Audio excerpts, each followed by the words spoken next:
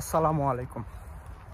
Recently ইউরোপের অনেকগুলো দেশে প্রায় 60+% হচ্ছে ভিসা রিজেক্ট হচ্ছে। ভিসা রিজেক্টের অনেকগুলো কারণ আছে। এর মধ্যে অন্যতম যেই কারণটা আমার পয়েন্ট অফ ভিউতে, সেটা হচ্ছে ব্যাংক স্টেটমেন্ট বা আমাদের যে আর্থিক লেনদেনের যে ডকুমেন্টগুলো আমরা শো করি, এই জিনিসটা প্রপার না। এখন কোয়েশ্চেন হচ্ছে যে ব্যাংক স্টেটমেন্টটা কীভাবে সাজাবো বা কীভাবে দেখাবো। এর জন্য যেই জিনিসটা সব থেকে বেশি ইম্পর্ট্যান্ট, সেটা হচ্ছে অ্যাম্বাসির সামনে নিজেকে হচ্ছে গুড হিউম্যান বা গুড সিটিজেন প্রুফ করা। তো গুড সিটিজেন বা গুড হিউম্যান প্রুফ করার জন্য আমাদের কি লাগবে? ইউরোপে বা অন্যান্য যে উন্নত দেশগুলা, এগুলো দেশে ট্যাক্স হচ্ছে ম্যান্ডেটরি। তো যখন একটা অ্যাম্বাসি বা একটা অফিসার আমাদের ডকুমেন্টগুলো চেক করে, ওরা সর্বপ্রথম কি জিনিস চেক করে?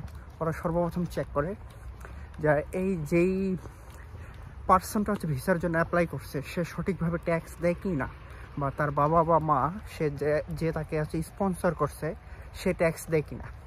সো ইউরোপের ভিসার জন্য এই ট্যাক্সের ব্যাপারটা খুবই ইম্পর্ট্যান্ট।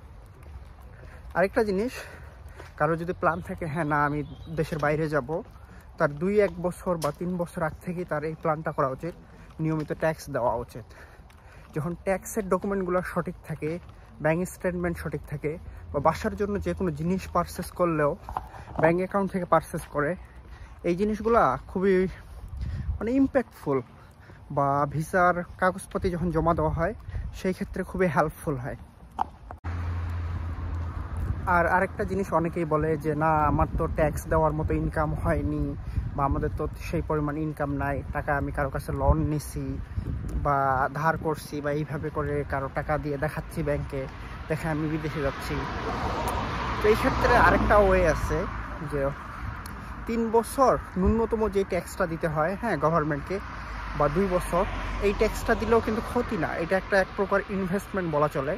যে আমি 2 বছর ট্যাক্স দিলাম, ট্যাক্স দেওয়ার পর আমি ট্যাক্সের পেপারগুলো আমার ক্লিয়ার করলাম, এবং যখন আমি ভিসার জন্য অ্যাপ্লাই করতেছি তখন এই সঠিক ডকুমেন্টগুলো, যে আমি যে একজন ভালো সিটিজেন, একটা দেশের যে নিয়মিত গভর্নমেন্টকে ট্যাক্স দেই, এই ডকুমেন্টগুলো যখন অ্যাম্বাসিতে প্রুফ করলাম, ভিসা হয়ে গেল। পরে যদি আমার ট্যাক্স দেওয়ার মতো ইনকাম না থাকে, আমি 0 ট্যাক্স দেখালাম গভর্নমেন্টকে, এটাও তো হইতে পারে, তাই না? তো ট্যাক্সের পেপারটা অনেক একটা ইম্পর্টেন্ট একটা জিনিস। আমি এখন বসে আছি আমার বাসার পাশেই এক লেক আছে। এই লেকে, এখানে উইন্টারে এই যে পানিগুলো আছে না, এগুলো সব জমে যায়, এবং সামার টাইমটাতে এখানে সবাই হচ্ছে মাছ ধরতে আসে। যদিও সবার মাছ ধরা লিগ্যাল না, এটা পারমিশন নিতে হয়, লাইসেন্স থাকতে হয়।